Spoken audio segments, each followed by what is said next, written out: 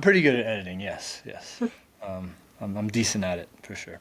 All right, welcome everybody to episode number, I have no idea, I don't remember. I was going to be really impressed if you pulled that out because I do not remember either. 39, I think. I think we're getting close to episode number 40 of the Drinking Horn Meadcast. Meadcast. So we are here, as you heard in the introduction, with a guest who is, I would call you, I don't know if you've been called this before or hinted at it, but maybe like the encyclopedia of mead history.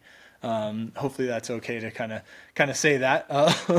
But Laura, welcome and thank you so much for joining us here on the Drinking Horn Meadcast. It's great to be here. Cool. And I may be as encyclopedic as anyone is right now, but I keep being amazed at all the things that are on my need to figure that out, need to look that up. Oh, I wonder how that works list. That's a growing list, I'm sure, exponentially. It keeps getting longer each and time. longer. Yeah, the more you know, the more you need to know. Yes. Oh, that totally makes sense. I can visualize that. All the notes you take on the side, to research later. Probably could fill a whole book with that.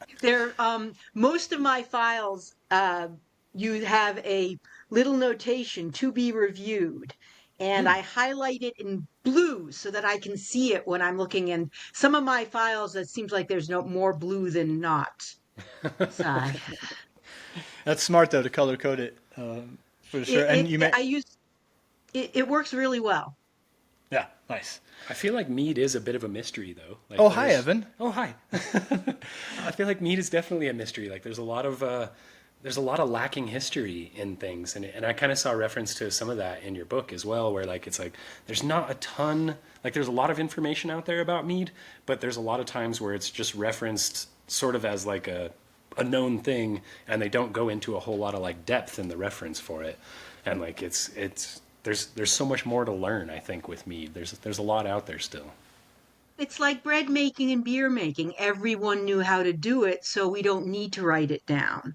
And then you put in that secondary aspect that, even in the earliest written pieces we have about it, mead was this mythical thing. It was the drink of the gods. If you know the Norse saga of how mead was created, it's this full of betrayal and sex and, underhand sleight and the blood and the everything. It's really kind of gory and obviously allegorical in many ways. Right. And so many people focus on that sort of mythical aspect of it. And that's great and that's fun. And certainly all the people wandering around with Thor's hammer and beards and long hair, drinking their mead out of a horn or a skull glass, they're having fun. That's great. But where I'm focused is no. Let's get to what we can prove. Not what we think. A good example is, and I'm going to pick on you because I saw it on your website for your history today, that when you got married, you were looking at the story of the honeymoon. Yeah. Okay, my search for the history of that term honeymoon, as everyone talks about it, the drinking mead for 30 days for a moon, 28 days. Okay, let's be precise. Right. That's the engineer. I'm very dangerous. I'm an engineer.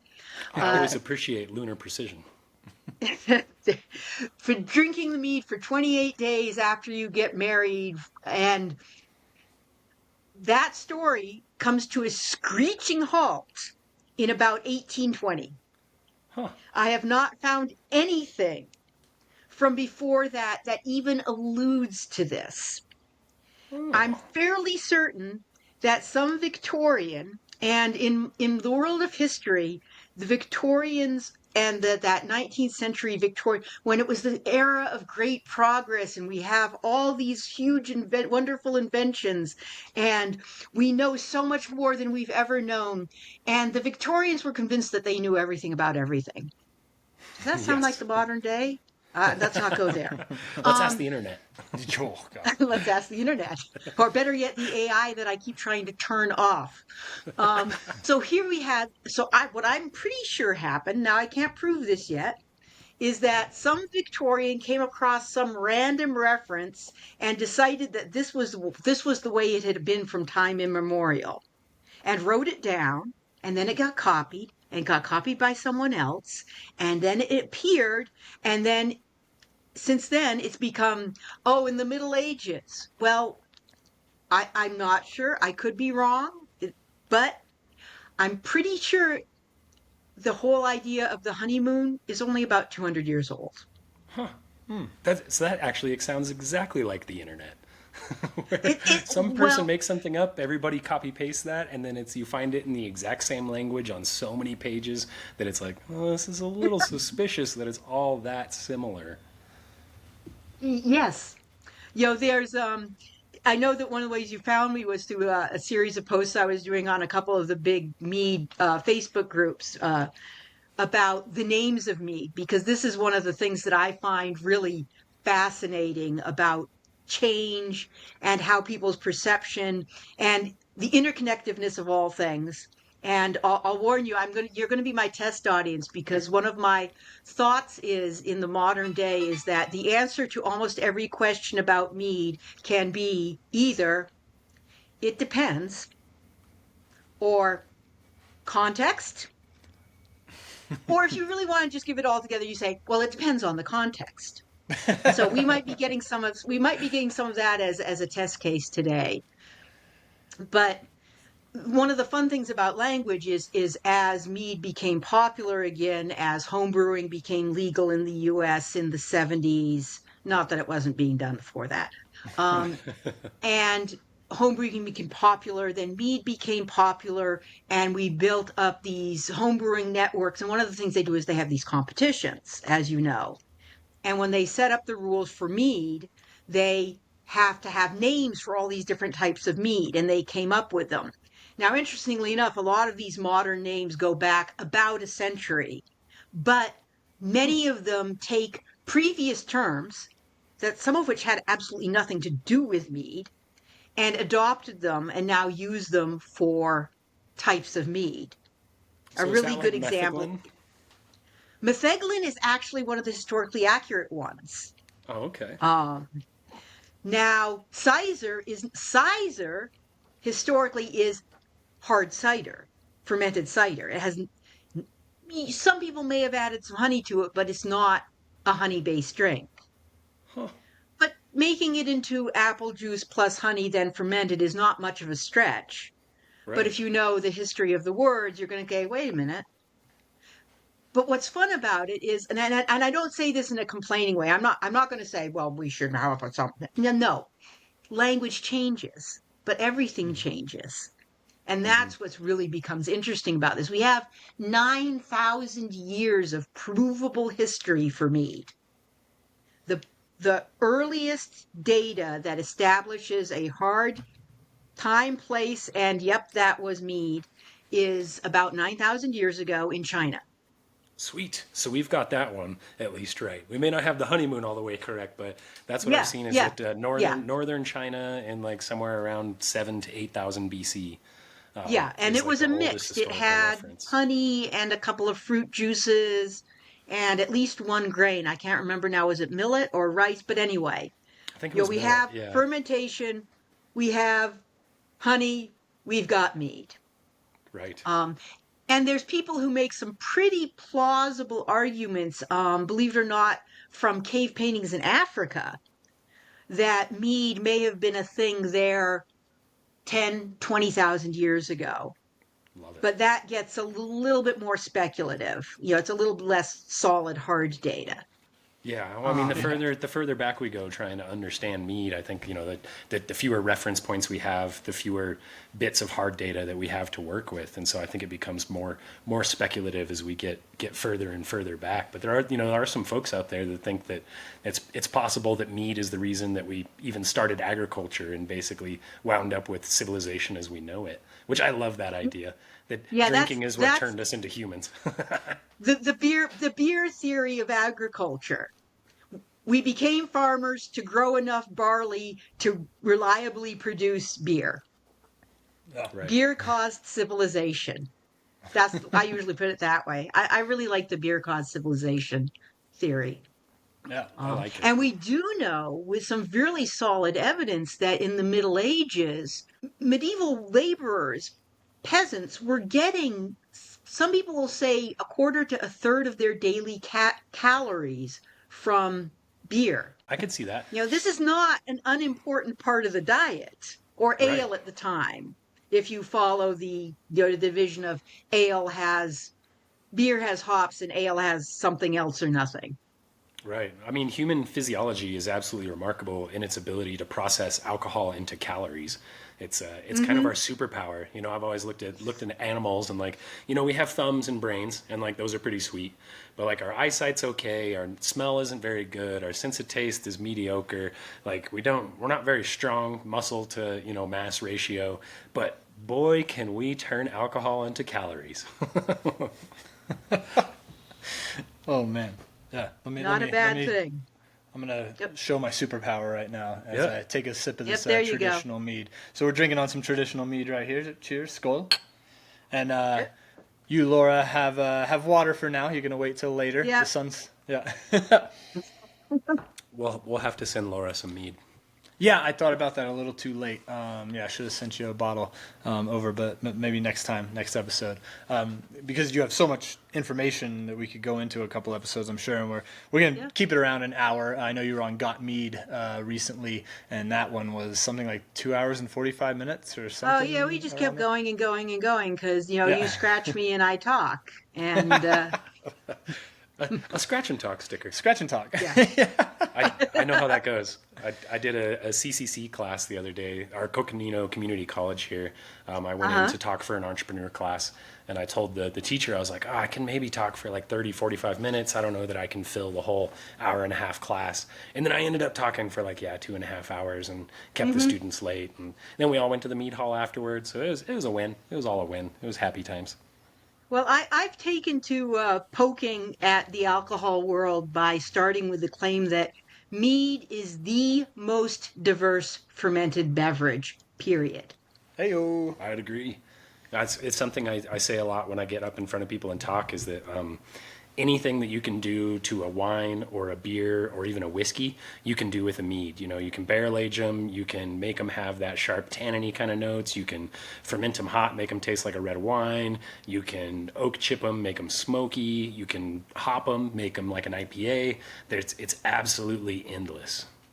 And that's even before you get to all the other fruits and spices and herbs and flowers and trust me, things that you don't actually want to add to mead that you can add to mead. You say trust you. Mead, the horseradish mead, do not recommend it. Oh. Horseradish. Yeah, I would saw much the rather. recipe. I saw several occurrences of the recipe, and I'm pretty sure this is going to be not something I really want to drink, but I've got to try it. You got to do it. Is there an actual style name for tuber meads? Is a radish a tuber, or is it a... horseradish is a root. Right. Rudiment. So, and now you've got me asking, and now I've got to pull it up. See, I'm trying to remember, because it is just horseradish root, because I don't remember if we use the herb of horseradish at all. I'm pulling up my catalog, I like wasabi a lot, so yeah. I'm a fan of spicy things. I've never seen a recipe with wasabi in it, but you certainly could. I would much rather eat something with horseradish and then sip on a mead also at the same time. Yeah, more of a pairing than a full-on beverage. Yeah. I have a record here of one recipe which calls for the herb, which would be the green stuff on the top of horseradish. So where and when is the recipe from? Oh, let's see. Oh man, this is where I've got to find it. You're scratching the speak. No, it's just knowing how to. Come on. Oh, because I have number lock off, and of course, with number lock on, it doesn't do what I want it to do. I do that a lot. There we go. You had to is make it. It is a metheglin from about 1500, so about 500 years ago, and is probably is truly the herb because it calls for both the root and the herb in the drink. Oh. And it calls for 32 different herb 32 different herbs and spices. Whoa. Oh, it's the That's kind of KFC of scary, isn't it? yeah, it's the KFC of mead. 36 when you add in the flowers. I was gonna say the Dr. Pepper. I don't know how many or Dr. Pepper or KFC. There's something like 36 different Yeah. herbs and spices. Baskin Robbins, maybe. That's 36 That's flavors. 31 yeah. flavors. 31. Oh, okay. So this mead has more flavors than Baskin Robbins. But when you Yeah, did it, the did you add? You did the herb, or you did the root, or both? I did the root. That was what. So it's in about 16, the late 17th century in England. I found a few manuscripts and at least one book that had this recipe in them. And so I said, what the heck, let's try it. Went to the grocery store, got some horseradish root, mixed it up, did it a couple of different ways because these recipes are almost always ambiguous. And one of the things that wasn't clear or was different in different versions of the recipe was whether you boiled the horseradish root in with everything before you fermented it or just added it into the fermentation. And this is something that I think people actually vastly underestimate and it's one of the reasons why, to the horror of people who are mead makers, I boil my honey and water mixture just as the recipes call for. Oh no! Yeah. What? Interview What? over. No, I'm just kidding. Nice talking to you. But the point is how you add flavors and the conditions under which they're extracted makes a huge difference in what flavor you get. In this case, it really was a huge difference that when the horseradish root was boiled, it had a much softer flavor. And when it was just added in, it tasted right out of the jar. Oh, I got horseradish. Um, Very, very vegetable kind of a flavor to it. yeah, and very, very spicy, very sharp. Huh. Um, So yeah, and was that's that something that I try recipe? to.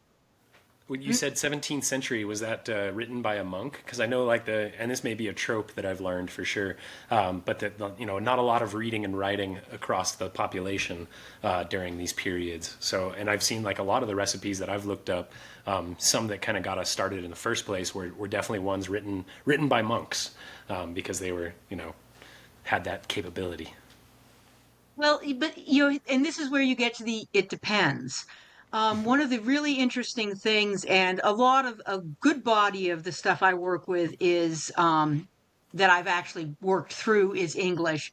The language just makes it easier. I've got a lot of information on Germany and France and Netherlands as well. But obviously, with English being my native language, it's just a little bit easier. Yes. When you hit um, the 16th century, so when you hit the 1500s, so you start getting the Tudors, Henry VIII, our favorite person, and then Elizabeth, and then going into the 17th century in England. One of the things that happens is you start seeing household books where basically someone gets a blank book and they start writing in it. They write, and most of these are, interestingly enough, a mixture of cooking and medicine. And they were a women's world thing because the woman was in charge of both cooking and medicine. And some of them are very fancy. This tradition was very strong in England, but it also took place, we can see it in Germany, where I've seen a number of manuscripts that were wedding presentations. Someone would get a set of recipes copied for cooking and medicine, and they would be presented to a woman when she got married to carry to her new household. Oh. So in the 1600s in England, we see this becoming a upper and middle class thing. And people write letters to each other, and you'll see notes, mead as made by my cousin Mary, or mead from Dr. Stevens. And you'll see these little notes like probatum est, which means this is darn good. Huh. Or one of the things you see in manuals, there's these little I don't know if you ever, manuscripts tend to have weird things in the margin. People would write and they would doodle. And those monks, oh my goodness. There's things in these medieval illuminated, not so much, not having to do with mead, but you'll see a rabbit riding a snail with a jousting lance. They just got tired of writing and wanted to draw some pictures for a little bit. That's our next label, by Exactly. the way. I like it. Or you have all this space around the writing. I got to put something in it. Um, and you'll see in some of them you'll see little faces drawn. But another thing that is a very well known is they'll draw the Little finger, hand. the hand, with the finger pointing. Kind of like a, And it basically means almost like the highlighter, I like this one. You know, right? It's what they had pre-blue highlighter. They were using the finger and pointing. yeah, This and, is a good and one. there's a specific name for that little pointy hand, and I can't remember what it is right now, but not that people really care. No, I feel like I've But- seen that in like Monty Python movies when they do the whole like manuscript thing and there's like a little hand going like doink doink doink doink that's pointing. Yeah. I might be totally making that up in my brain. No, but, you're like, almost certainly correct because Oh. they were all educated. I think were they Cambridge or Oxford? I think it was Cambridge. And it's okay if we're wrong because somebody will write in and tell us we're wrong, and then it just increases the communication. And then we'll all get you. You don't remember which one they went to. Sorry. yeah, but that's But what yeah, popped into my head. they're all smart men. Humor and intelligence are very very tightly wound together. I believe. I only got one end of that. Wait, which one? Oh, we can't tell. Oh. Yeah, and when you're talking about, oh yeah, no, yeah, continue. go ahead. No, No. I was just leading somewhere else. I don't want to take this horse astray. Go for it. I was just going off in a random direction as well because this to me this is the joy of the whole history is not only do we get to search out the bits, pull them together, create a picture, but then because my focus is on, well, what was the mead really like? What would these people have been drinking? What would they have been tasting when they made this? And admittedly, it's an amazingly difficult. Do we have the materials? Do we have the techniques? Do we have the equipment? Do we have the timing? Do we have the instructions? If I have instructions that say, and drink it within 3 days, I can almost generally promise you that 3 days after I make something, I'm not going to be in a place where I can just have a drink, much less if I have 4 gallons of it. Do I have That's what I was enough about to friends say. that can I drink should have just made 4 a gallons of it? 1-gallon batch. Oh, no. The largest amount of my brewing is actually done in half-gallon size. Yeah. That's the largest. Ah, The largest amount. yeah. I go up to 3 gallons. I don't generally do 5-gallon batches, but I do routinely do 3 gallons for the things I really like. Like No, my I would quince imagine mead. like you come across so many different recipes though that it's like you said with the radish, like you're like, I don't think I'm even gonna like that, but I gotta try making it. Like I just gotta Yeah. see what it's gonna taste like. I made Yeah, a banana runts mead just to see what it tastes like. Nobody else liked it. I thought it was delicious. Banana and what? Just banana runts, like runts the candy. They're like little hard Oh, candies. runts. And it's like Yes. the bananas are like it's a divisive part of the candy. Like people either love them or hate them, and I love them. But I do have a bit of a sweet tooth, so I made a banana runts mead and made it taste just like banana runts, just using like an extract, and it was delicious. Nobody else liked it, so I had a whole 5 gallons of that to drink myself. So it was delicious. And a caveat: we don't use extracts in our drinking horn mead. That was an experimental that he did. So Yes. I want to throw that asterisk out there. Yeah. It's something we pride ourselves on. Zero extracts, but he wanted to Yeah. do that banana runts. But you have that talking about seeing a recipe that you might not think will turn out or be that good, but you have to go ahead and make it because you do have that background, and you call it experimental archaeology. Yeah, I'm adopting a term that's become widely used across the historical world. And archaeology is a little bit misleading because it's usually a general term for learning about history through making things. How do we know what the armor was like? Well, how did armor work? We make a piece of armor, we swing a sword with it, we figure out what happened. So to me, I've adopted that term, experimental archaeology, to describe this, and it's a lot of fun because you can look at. I mostly look at sort of that core proportions, ingredients, and timing and go from there. Some people look at materials. Well, I'm going to cook it in an iron pot and then transfer it to a barrel and see what that does to it in terms of aging. And some other person might look at the details of, oh, well, what exactly, if I was talking about London, what exactly would the water have been like? Because again, this has been seen with there's a brewery not far from us, Pretty Things, that did a series of historical beers where they actually took 100-year-old beer making records from some big breweries and remade them. But one of the things they very quickly found was it's the water.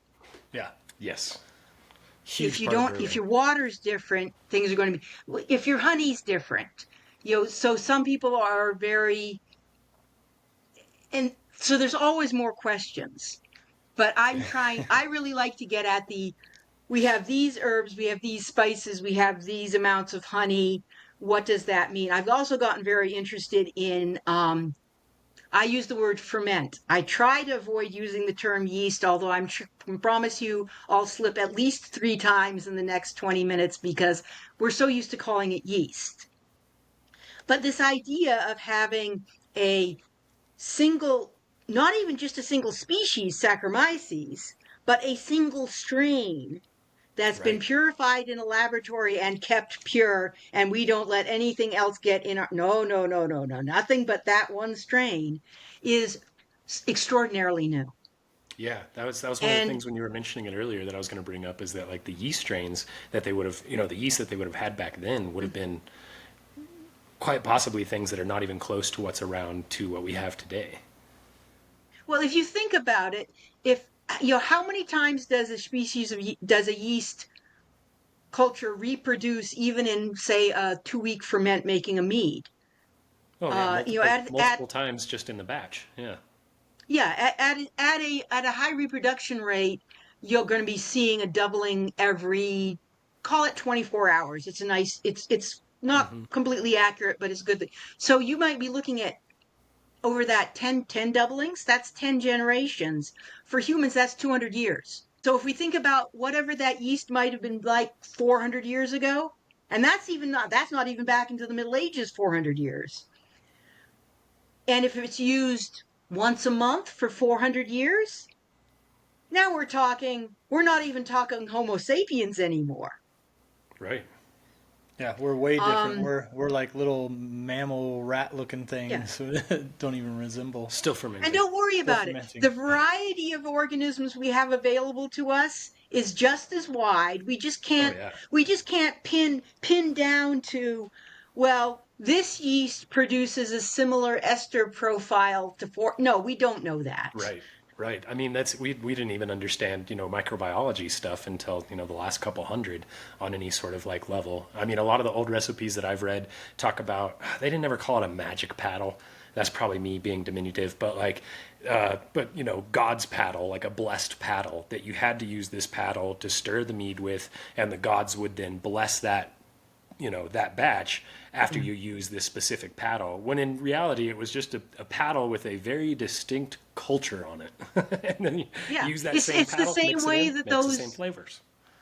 it's the same way that the we were talking about earlier, those lambic breweries in Belgium, they're not adding yeast, they're relying on the yeast that is just saturating the environment where they brew for the last 100 years. It's the Yeah. same approach. It's the same sort of thing. Like, I mean, I imagine you've come across it. It's just kind of like some of the origins of mead that people talk about, whether it be, 40,000 years ago in Africa or wherever it might be. And like one of the common references that I hear is, and this could be just once again an internet trope thing. I fall into a lot of them, but that like the boab trees, the branches would snap off in a certain way because they were just so that it wouldn't harm the tree when the elephants or giraffes or whatever break branches off of these things. And it makes a very nice little hollow inside of there that the bees like to move into. And I guess that's a known part of it. But just that like all you need is an animal coming up and scratching the honeycomb, honey pooling up in the bottom of this little bowl. And all you need is a nicely timed rainstorm recently after the honey has had time to pool so that it dilutes the honey down, and then yeast are everywhere. So you could essentially find wild fermentations of mead, just given enough, million chimpanzees with a million typewriters kind of a thing. No, and it's absolutely plausible. You can't argue with it. And did it happen that water would get into those and create ferment? Heck yes. How many times have I seen drunk squirrels in the driveway when the mulberries have fallen off the tree? And boy, do squirrels get offended when they jump and miss the branch and they fall down. And you know how that little pissed squirrel with the chick chick chick in their tail going like this? It's really very funny.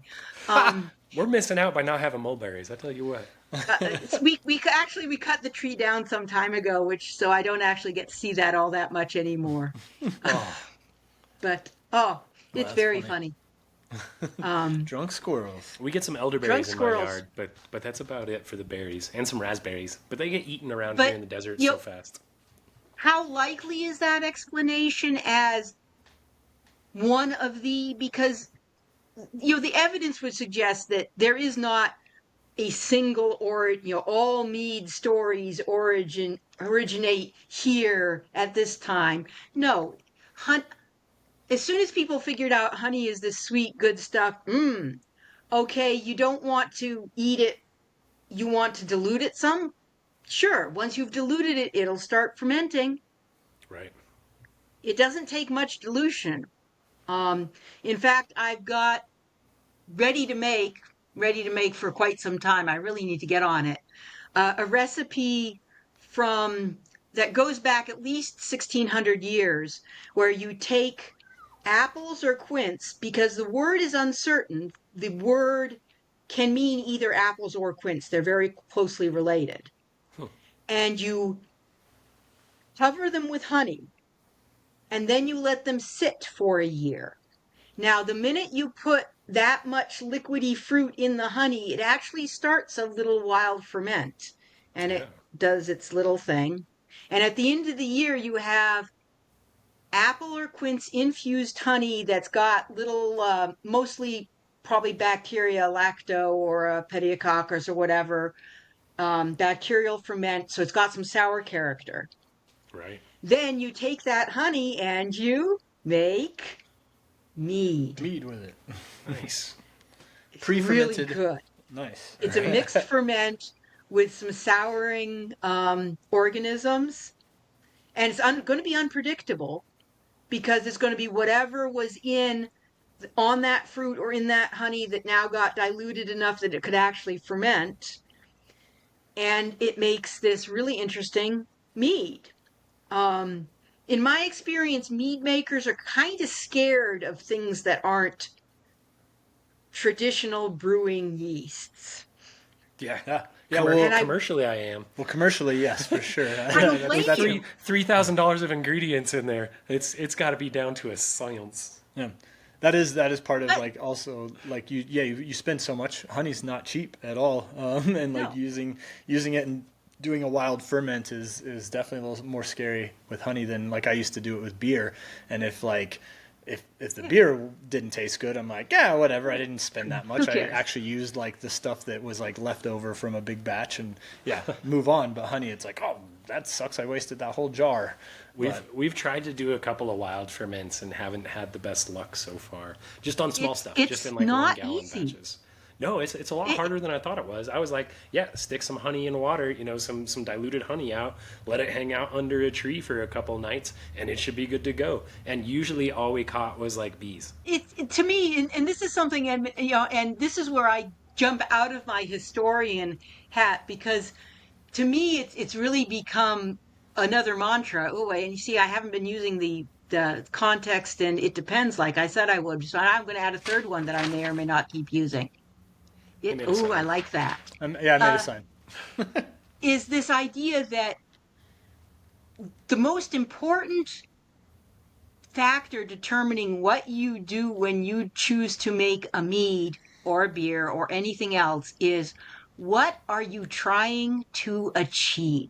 As a commercial meadery, you are trying to achieve a known, defined end result, especially if it's something you've been making for a while, because the customers aren't going to want it to taste too much different from what it did before. And Right. you know exactly where you want to be. Therefore, your ingredients, your process, and your approach are going to all be aimed at achieving a set end result. Yeah, especially with the regulations, with having to have every formula go True. through the federal government. If you go over state lines anyway, like it's every single batch has to it already has a predefined endpoint before you even get started. No, so a lot of your work is not only understanding that endpoint and achieving it again and again, but all that pre work of establishing how you get to that same point or close enough to it multiple times, repeatability. Right. And and what we don't see people, we see a lot of people saying, oh, well, this is how you make mead. No, it depends. I see, I got you there. Uh, We need more marker. do you want something that you're going to be able to drink in 2 months? Do you want something that you're going to put it in a bottle and age for 20 years? We have still 2 or 3 bottles of a mead my husband made in 1993. Ooh. Yeah, When's yeah. the last time you drank some of it? About 2 or 3 years ago, and it was Nice. pretty freaking amazing.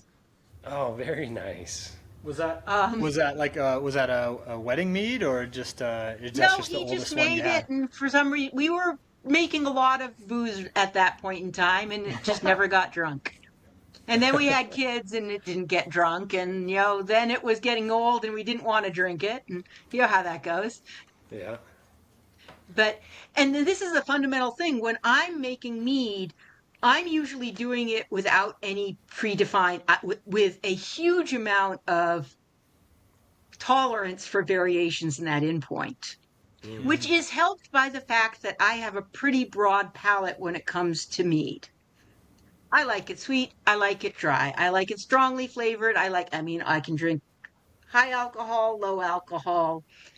So for the most part, I'm pretty, wherever it wants to end up, I'm okay with. If you're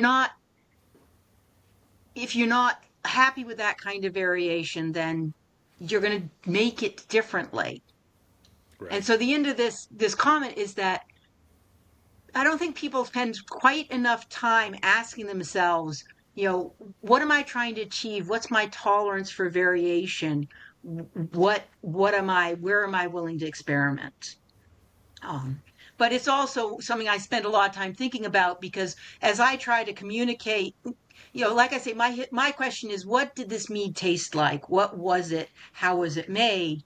It also becomes, well, where's the relevance to that? Well, the relevance in the modern day is we've got all these people making mead. Hey, this historical stuff.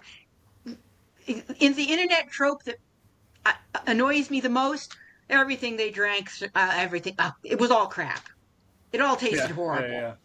They had the same taste buds we still got.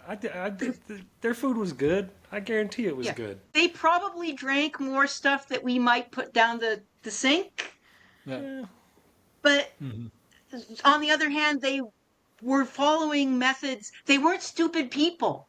Yeah. No. Especially when Where do yeah. people get this idea that just because you were 600 years ago, you were stupid? No.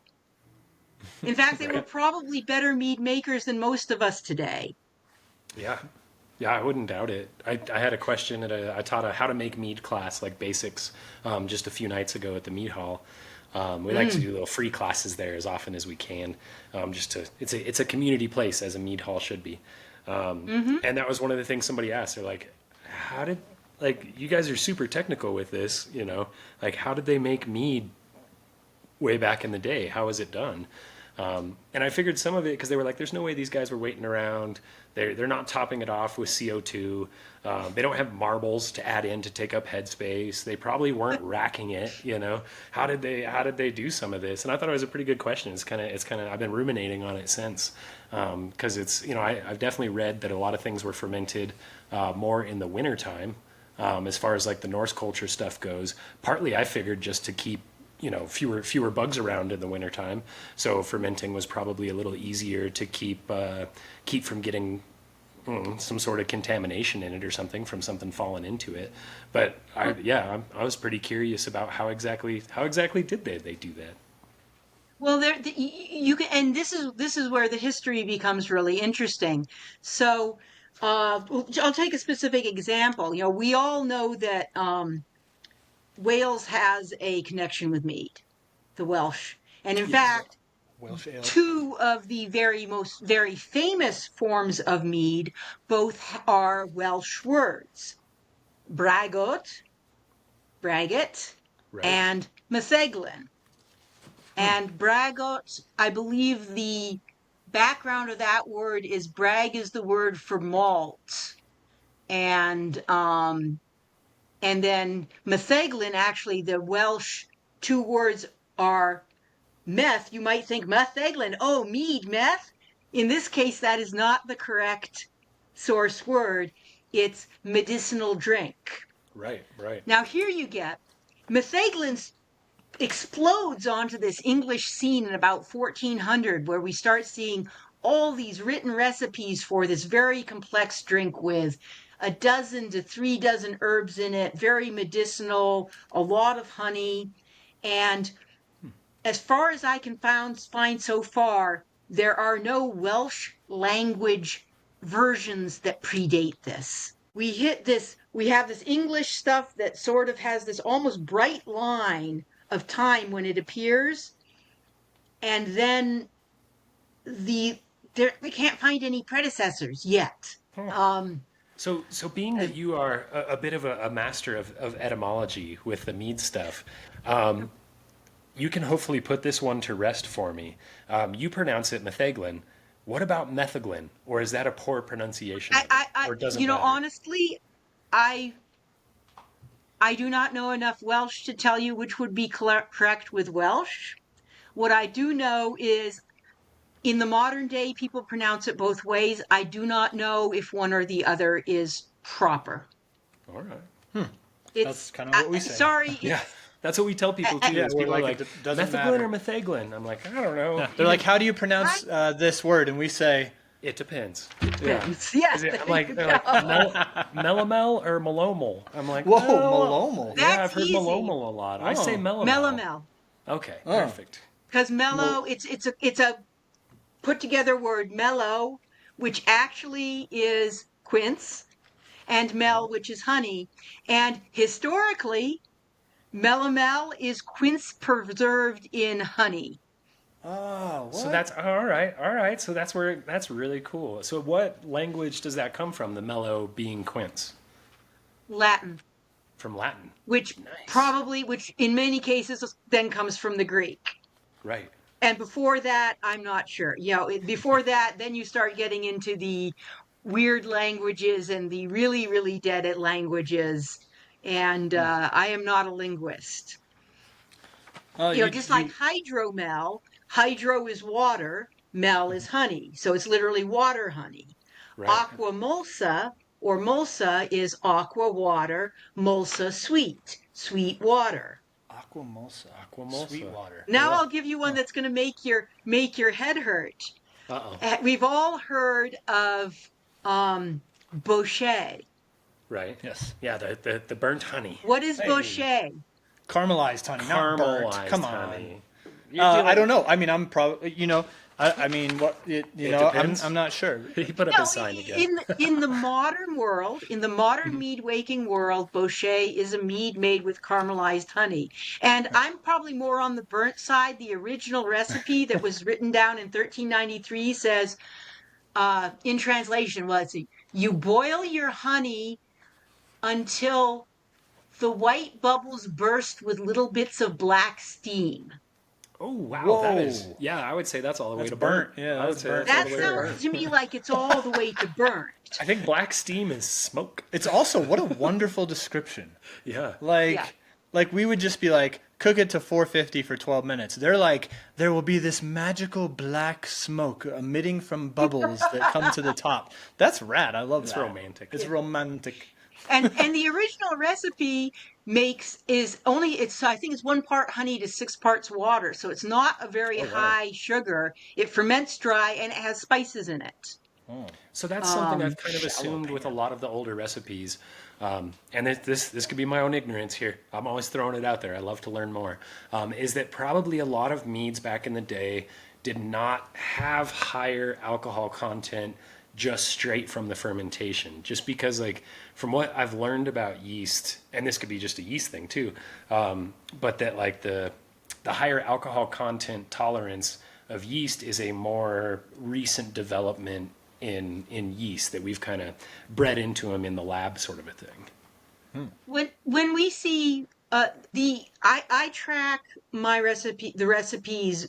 One of the details I track is the as mixed honey to water ratio.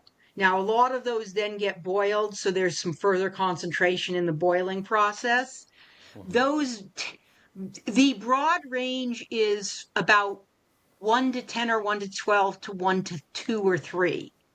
All right. So when I look at again, I'm going to go back to my catalog just because when I calculate a probable original gravity for different meads as described, the lowest that I currently have calculated is 1.03. So that would give you what, 4% alcohol, Yeah, completely thereabouts. dry? The highest I have is a calculated starting gravity of 1.3, which is unfermentable, Right. Yeah. functionally So unfermentable. much sugar that the yeast actually can't function. Yeah. osmotic And pressure. Yeah. The so osmotic pressure you is too get into the great. question, was that actually, what was that? What happened with that? Or was it more like one of those Polish dwoźniaks Right. where it actually slowly does something over a period of years and whatever? In a lot of these cases, I'm not sure Gotcha. because it's something I have to look into. I have to research. I have to find. That's a blue But highlighter mark right there. when I average all of the different meads for which I have been, there's enough information to say starting gravity is about the average of, as of today, 544 is 1.093. All right. I mean, if you Isn't ferment that a that all nice the, starting gravity? that's a great spot. You ferment that all the way dry, you're looking 10.5, 11%, somewhere around there. Even So that's if it stops a little short, you have some residual sugar. It's got some flavor in it. You're still looking good. In fact, you've probably heard of the egg float test. Have you heard of the egg float test? yes, Oh, yes. A but hen's egg spelled all kinds of weird. That was actually one of the first recipes that I was reading. And I mean, I don't know. I don't know if we're talking about the same recipe, but it's definitely that's kind of the era that I started reading recipes from to get ideas of how to make mead for the way we do it now. And it was the idea of floating a hen's egg upright.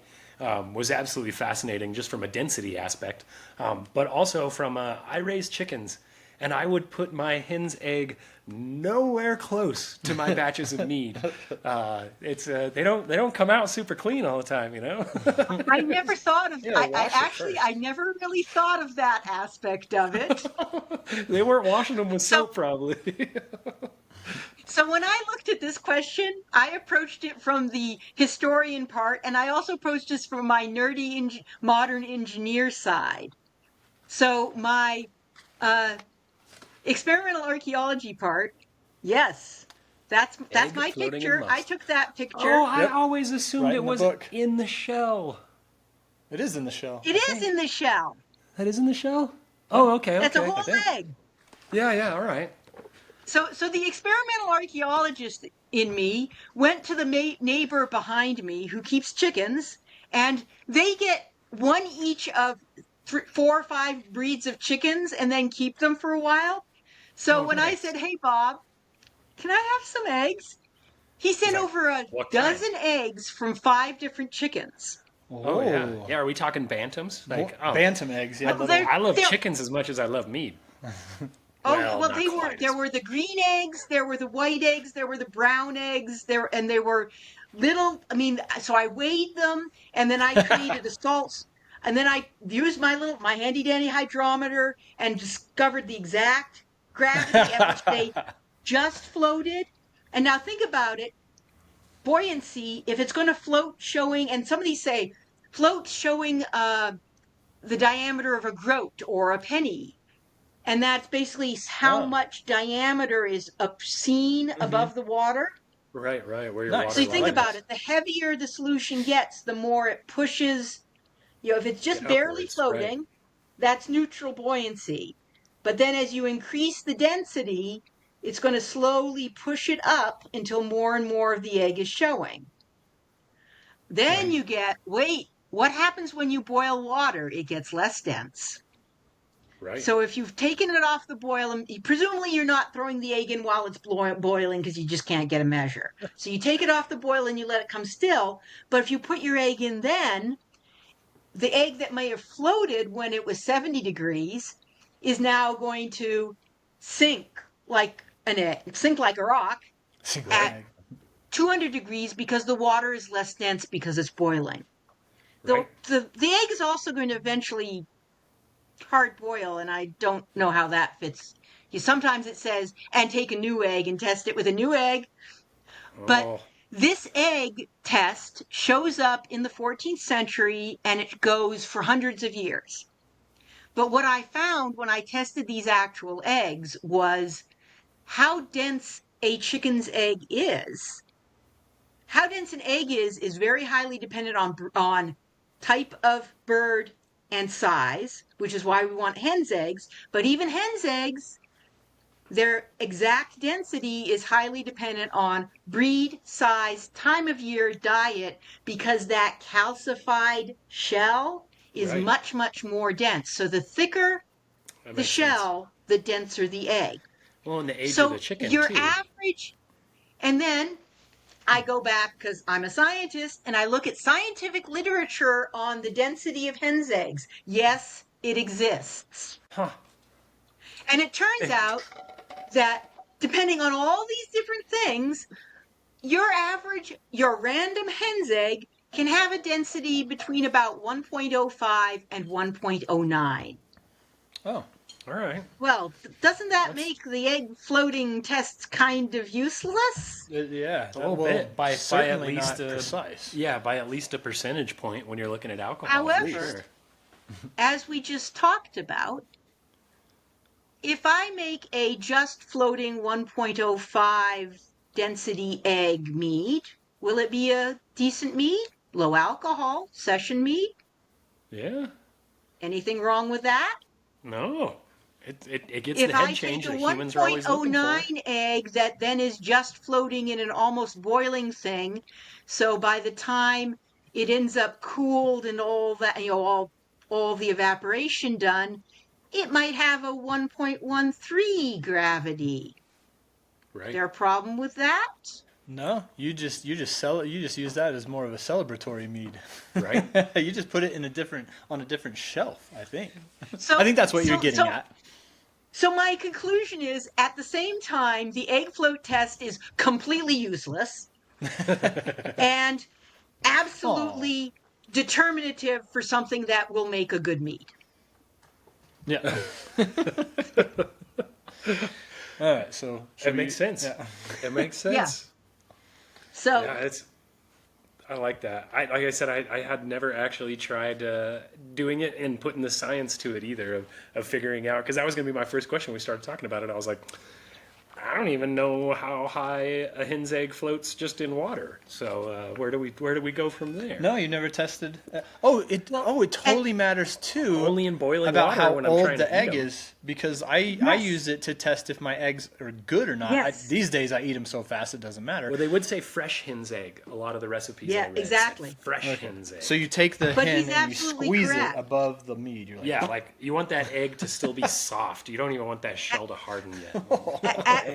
But you are correct, because a eggshell is semi-permeable. yeah. It's So like a membrane. Yeah. as the egg ages, you get a larger and larger air spot in it, and of course that air spot's going to pull it right up to the top, Yep. Right? which Yeah, is absolutely. which is the fresh egg.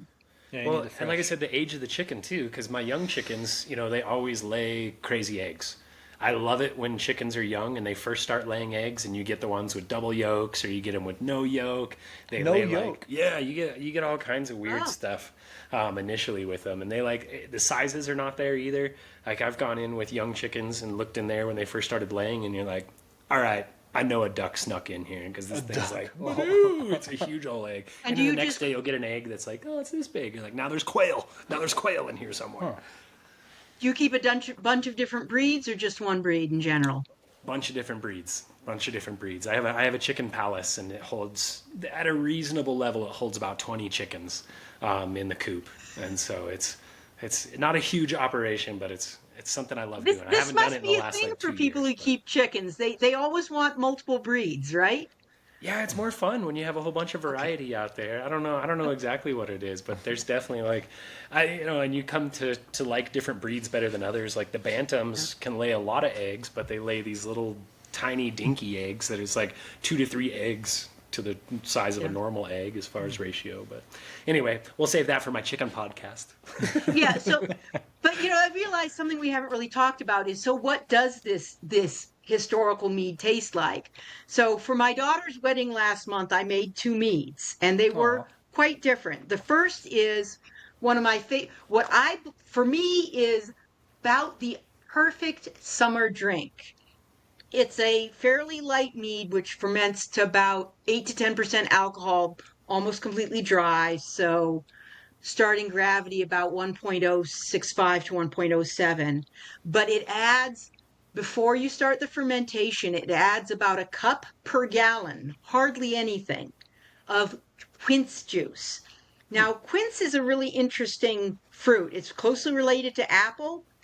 It is inedible raw. It is extraordinarily tart. So this 1 cup per gallon adds this zingy tart twist to a very basic mead that is just fantastic. And cold on a summer day, 8% alcohol is just perfect. The other end of and that recipe was the earliest written record I have of it is 1576. Whoa. So it's only 450 years old. Only. Just a young one. The second one I made is considerably older. Its origins are about 400 AD, so that's 1600 years old. And it was written by a Roman agriculturist by the name of Palladius. He has a much longer name, and I can never remember the whole thing because it's like five names long. And he says, and you shall make wine of pomegranates by pressing out the pomegranate arils, getting the juice, and to each libra of juice add 1 pondo of honey. This starts at a whopping gravity of 1.165 to 1.7.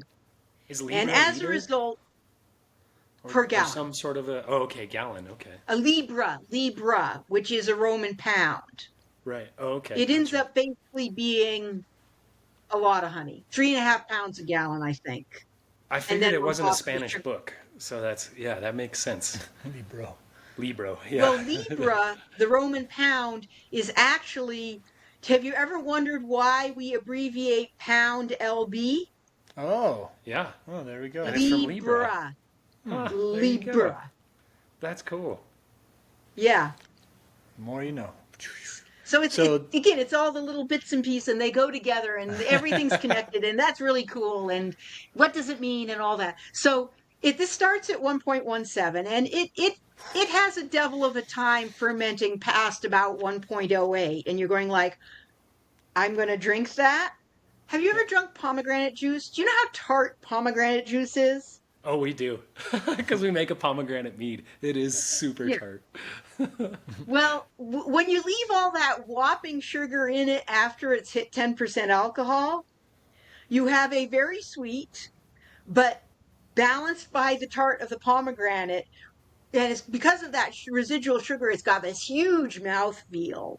Right. And because it's a pure juice mead, which you probably can't afford to, God knows this is a wicked expensive mead to make. There's no way you could do this at a commercial level. Because once you add 3 quarts of pomegranate and a quart of honey per gallon, yeah, yeah. Yeah, that's a lot. But it's just this huge full flavor. So that was the other one I made, and I like Aw. telling people, yeah, that recipe's 1,600 years old. Yeah. That's Stood the awesome. test of time. And pomegranates are associated with love, so to do it for her wedding is pretty awesome too. And it turns out quinces are actually associated with love too. Oh, I there didn't you go. know that until right as I was looking it up. Yeah, Oh, Nice. they turned out to be good choices. blue Yeah. I didn't get highlighter any. to the rescue. Yeah, the blue highlighter. Once more, I gotta figure that out. Like another thing I really want to figure out is the mead that I am very confident has the longest provable continuous history as a recipe, Mhm. over 2,000 years. Pej. Yeah, Oh. You absolutely. see in Roman texts, you see references to the people who live in that part of Africa drinking a wine made with honey and sticks. Right. They Does that won't sound like Tej legally. to you? Yeah, it sounds like Tej. They won't legally let us make it. We tried to make one, and the TTB formula division shut us down on it. I don't Because mind the calling them gesho out. isn't grass? Because the gesho is not Gras. Yeah, exactly. Yeah, Yeah, it's grass. not generally received as safe for all our listeners out there. So the FDA did not allow us to make it, despite the fact that like it's got another name in the U.S. Gosh, I've written it out of my mind because it was something that I really wanted to make a commercial Tej, and then found out I can't legally do it, and it was sad. You're scarred from life, you're scarred for life, so you deleted it. Oh yeah, I just buried it, just like anything else bad that's ever happened to me in my life. I Yeah, just yeah, shove that shit down there. Yeah. yeah. And that But that the oldest evidence was, that yeah. oldest one that you're talking Go ahead. about, I looked at the post that you did on Got Mead, the Wanzuki. Is that what you're talking about with that old like Tanzanian? The, that was actually where I discovered a lot of these theories about how old mead in Africa could be based on the cave. But you know, one of the things I realized early on is I am simply incapable of pretending I know everything, and I'm pretty incapable of trying to prove trying to prove how smart I know I'm smart. I don't need to prove it. So to me, the Wanzuki became well, let's pick a completely random name where no, even with the best Google foo and good resources and having looked at this stuff for years, I really can't find out much of anything. And Wanzuki was the test case where look, we know this is there, we know this is made, we know it has an existence, and really what we can find out sitting on our behind on a couch in the US is not much at all. Right. Yeah. Because that hints to this larger world and the knowledge, and also, that's a case of here this is something that's made in a very distributed fashion. It's sold in probably out of 2-gallon jugs by the side of the road in Yeah. Tanzania, by That's my kind your of mead. aunt and her, and your cousin and your grandmother. and that it also emphasizes this whole distributed aspect of mead and how everybody knows a little bit about it, and we can't write the unified history of mead. It just doesn't exist. As defined by Laura Angotti. There we go. When I gave Yep. my first talk at the National Homebrew Conference, I had one slide that I just flashed up, which was, I think it was titled Unified History of Mead, and it had that little loading at about 10%, loading. Nice. Ding, That's ding, awesome. ding, ding, ding. And what? That was 2019, so I'm 5 years later. Guess what? 12, maybe Loading. 15%, Dun, maybe? dun, dun. It's definitely gone up. Yeah. I know But so much more, and there's so much, the the connection of mead to early medieval Arabic medicine. There's this one recipe that starts with 1 part honey to 8 parts water. In many versions, you boil away a third of it, and it's used extensively in medicinal mixtures, in large part by taking that. Now think about it, just in time, if you're your apothecary and you want to be able to give someone all of these different nice medicinal herbs mixed with mead, do you make up 40 of them and keep them all on the shelf? Throw them all into one. No, no, no. We want just in time manufacturing. So we're going to make the jug of mead and it's going to sit there. And when you need betony, I'm going to pull out the betony, throw it in, let it sit for a while. Here's your medicine. I like it. I've always figured that So was we probably see a the lot of origins mead of a used. spoonful of honey makes the medicine go down. Is probably a mead reference at its core. It very well might be. And we even get the some indications, and I refer to this in the book, that say for medicinal purposes, we mix up this mixture and then we use it immediately. So here we have mead not even being fermented before it's being used, and is still being used as mead. Right. Now, doesn't that make things a little bit too I don't like that. I don't like that. That's too complicated. Oh, variables. It's not doing what I want, Mom. Well, you talk about that loading and you getting closer and closer, but everyone out there listening right now can get that bar a little bit further in their own minds with your work, and you talk about. We talked about the Encyclopedia of Mead and all the history and stuff, but I just want to, before we go and wrap this up, just tell you like that this is your third book, correct? I'm sorry, I'm holding it up Yeah, here. This so is the I've been sort of sequential. So my first book was just a collection of excerpts from contemporary documents about cider and perry in England, which is something that I'm hoping to get back to with more, because again, it's just cool. There are 4 distinct regional histories in Europe for cider, for hard cider, fermented cider. Cool. We've all heard of Normandy, France, that upper part of France, and most of us know that cider is big in England. But then fewer people have heard that in Spain, northern Spain, along the Bay of Biscay, which is next to France, there's a very current and very different tradition of cider making. Then we add to that, go to where else do we know in Europe where there's a lot of apples grown? Switzerland, Austria, Germany. There's this 4th nexus of apple growing and cider making that goes back a long way. And I still haven't figured out for sure whether that big Germanic area actually splits out into more than one functionally. I'll get there eventually. So that was the first. And then my second book was a whole bunch of recipes from manuscripts in a library that's in London called the Wellcome Library. And that's why it's called Welcome Mead with 2 L's. 2 L's. Yeah, notice that. 2 L's, Welcome. That's the library. And I went through and the reason they win is they have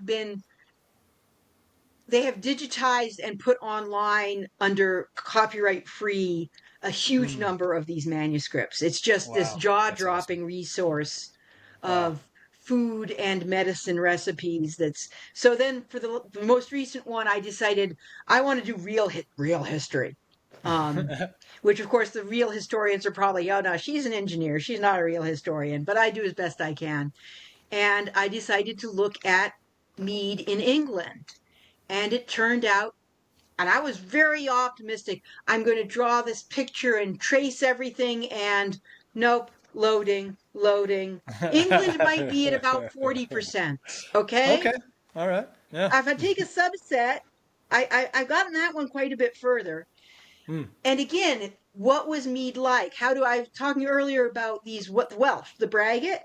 Well, the Welsh laws that were first started in the 8th or 9th century and codified and copied through the 13th and 14th, so 800 years ago, they tell us really interesting things like the king's mead maker gets the cloth that covers the mead barrel or 4 pence. The king's mead maker, and then you get other things. You must give this to the king. You must give 1 barrel of mead, or 2 barrels of braggot, or 4 barrels of ale. Now that sounds okay. Well, we now know mead is more valuable. Braggot, which is ale plus honey, is in the middle, and ale. But what we think about it, it also gives us a recipe for braggot.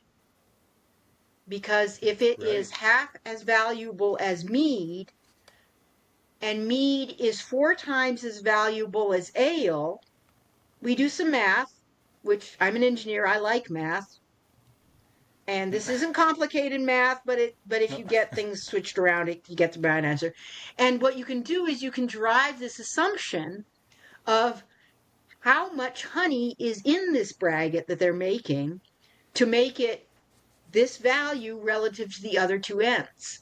It's just calculation. So I use that. Okay, well, there's a cloth covering the mead as it ferments. So what does that mean? It means that there is an open barrel, but that they're covering it. Right. So they are preventing all that crap from floating in. That's how they kept the bugs out, with a cloth over the top. How they kept the bugs out. They like it. We see court proceedings from 13-something in London. An inquest into the widow Petronella, who fell into a vat of mead and was boiled to death. Well, but what does that tell us about that's why mead you shouldn't boil the mead. She would have made it out just fine. But what does that tell us about mead? At least some mead making in London. It certainly gives us a volume, and it gives us an idea of who would. They who were would not be making a it, small too. amount. No. It's hard to drown in a 5-gallon bucket, despite the warning on the side of it. It is difficult if you're not a baby. Yes. That sounded worse after it came out than I said it. Yeah, that's very true. It's very true. It's very hard to drown one. in a Yes, 5-gallon you bucket. are right. But it also tells us that in that time in London, this was probably commercial mead making. Yeah. Yeah. Huge amounts. Either that or the king was an absolute lush, needing an entire 200 gallons to himself.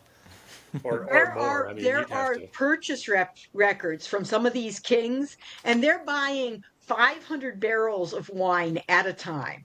Yeah. The monthly order. And we have records from some monasteries that tell us about, okay, the brothers are served this much on feast days, and it comes out to like a quart of mead a brother on a feast day. It's like, whoa. I don't know what I want to think about what would happen if I drank a quart of mead. I have to wake up and give blanket apologies when I drink a quart of mead. I don't remember what I did. Well, that's something that I would love to expand on, like maybe even if you're down for like another episode, some of the fun stories that you've come across, because you've got all the engineering down and all the numbers and some of the history stuff, but I think there's probably a lot of really like fun, interesting, like stories and things you found in the manuscripts in your Yeah. time. No, and I if think I'm we're getting too nerd-like, you just stop me and redirect me. I Yeah. mean, no. it's certainly it is. I am more than aware that not everyone is a history nerd like I Well, am. our crowd is pretty sciencey Yeah, folk. yeah, I think They're an yeah. intelligent bunch for sure. Yeah, they're gonna And want to so, sit down and listen and nerd out on this stuff for yeah, for they're, sure. Yeah. they're not gonna want us. They're not gonna want to let us leave it at just this one episode. Yeah. But it's So one I of the think things people that are gonna I've want really more. gotten interested in is my one of my big surprises has been history research is very, very much like science. You go out, you find little bits of information, you assemble them, you sort of figure out what you think is going on, and then you test it and figure out whether that's actually what's really going on. History, Right. science, same thing. Now, the skills, as I'm turning out, are very different. My language skills are barely adequate to some of this history stuff. And things like reading, I have this the blue highlighting, lots and lots of early German reading German script from their writing is horrid. I can't even it is much easier to read a ninth century Latin manuscript than it is to read a 16th century German one. Go figure. Yeah. Um, but I funny. keep getting surprised, especially since I'm focusing on this. What did it taste like? What was it like? The extent to which my science background is really very relevant. Like when I say, you were talking about using extract. No, you don't use extract because you're very aware the extracts might taste good, but they don't taste the same. Yeah, it's just not real. We like real stuff. It's the same reason we don't use sulfites, sorbates, any sort of chemical preservative in our product either. We found a way to make commercial mead that stays shelf stable without having to have any sort of a chemical additive to it. And it's why put junk in our food? That's all.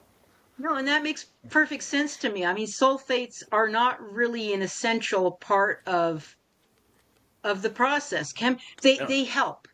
They make They it make it easier. easy. That's the Yeah, thing is yeah. they make it easy. And if you're willing to go through Less the expensive. effort, there's other ways to do it. And we're all about making a quality product and taking the time and the effort to do it, and not shortcutting it with some shit coming out of a lab. Yeah. So I'm gonna get back on the food with two things that I'm gonna tell you to look into because I think they are. Have you ever heard of long pepper? Only in your podcast with Piper Got Mead. Piper longum. It has very much the taste of black pepper with a very strong aromatic overlay. It is, and black pepper also goes really well in mead. The tang, yes, the tang uh, pushes back against the sweet of honey really, really well. There's this one, I'll try to remember to email it. I've only made it once, but it was fantastic. It's a 1607 recipe from France, and it's a mead made with orange peel and black pepper. sounds good. And it was amazing. And I would suspect that those are ingredients that are well within your wheelhouse of being fairly manageable on a commercial scale. Yeah, we use Oh some yeah. orange peel for our metheglin actually. Yeah. Yeah, It yeah. adds a nice little citrus note without adding any of the actual sugar and stuff to it. And so No, I think no, that's lemon great. peel. In the 17th century, lemon in particular becomes like the super popular, trendy TikTok ingredient in mead. The TikTok ingredient. TikTok. Nice. Another combination that I think is fantastic: lemon and rosemary. Oh, Because Rosemary. Yeah, all right. That's rosemary is a delicious one too. extracts into mead with a little sort of a piney, kind of like that piney of hops, but without the bitterness. Yeah, yeah. Yeah, I like it. I really, like that really a lot. fun flavors in mead, and that's one of the things I really love about this is with the hundreds of different things that have been added to mead, finding ones that are really interesting and add a lot of flavor. Nice. You've given us like a lot of new ground. We're always looking for new ground to make new recipes and to experiment with some of this things. So every time I think that we're done with the flavors and being like, oh, we've done pretty much everything, long No. pepper and all that stuff. You No, just got, you'll never like you said, be done. yeah, like you said, meat is just something that has more variety than anything else. And so I'm really interested in your second book. I'm going to have to pick that up. But as we kind of roll this into one here, I just want to promote your books. And this third one we got is something, we just got it recently because it just came out. But just perusing through it, I want to sit down and like really learn a lot more about this. And I think it'll both enhance just me as a person to know this stuff when I talk about it, but also as mead makers here as well. So where can people pick up your books right now? It's through Amazon. Amazon is unfortunately, it's the big kid on the block, and I'm not entirely thrilled with them, but they make publishing so easy for a solo person like me. Cool. Yeah, that's where we got ours. Yeah, get it out to as many people as you can. That's the main goal number one. So if we use Amazon, then that's how to do it. And then you've also got a website, mysteryofmead.com. Again, that's mysteryofmead.com. And I would love to have you back on to talk some more specific things. If you're down, it sounds like it. You just said it there. There we go. She said it right there. I heard it. We were recording still. Yeah. We already locked you in. I like I said, you poke me and I'll talk. Yeah. Hey. Cool. Well, we're down to do it. We're going to keep this at about an hour episode right now, and that way we can come back and do it again. And love having you on. You're going to make it the good parts version. You're going to make it the good parts version, aren't you? That's the job of the editor when I jump in the cave to do all that. I've been hitting M. There's they make it a little easy. I can hit the M for like some of the good parts there to keep track of. But he makes people think I'm intelligent, so he is pretty much the best editor around. Yeah, but So excellent. Well, thank you so much, Laura. This is a lot, and this is an amazing. I just keep holding this up, but like this is an amazing reference, and I can't wait, like I said, to get the second book with all the recipes in there. And thank you for your passion for both, for your passion, but also for your engineering background, your biology background. It's just a perfect recipe, if you will, to pass this knowledge on and record it and get it out to people who can either, just enjoy it or use it like we can. Yeah, it's been an absolute honor to have you on, and I look forward to the next episode. Yeah. Well, it's always great to talk to people because I always hear something I hadn't thought of yet. Right? Yeah. Well, you definitely supplied that for us, and maybe we supplied it for you, whether you enjoyed what you learned or not from us. I know. We're making our first salty mead this year, so now I'm going to have to be thinking about some pepper. What milligrams? How salty are you making it?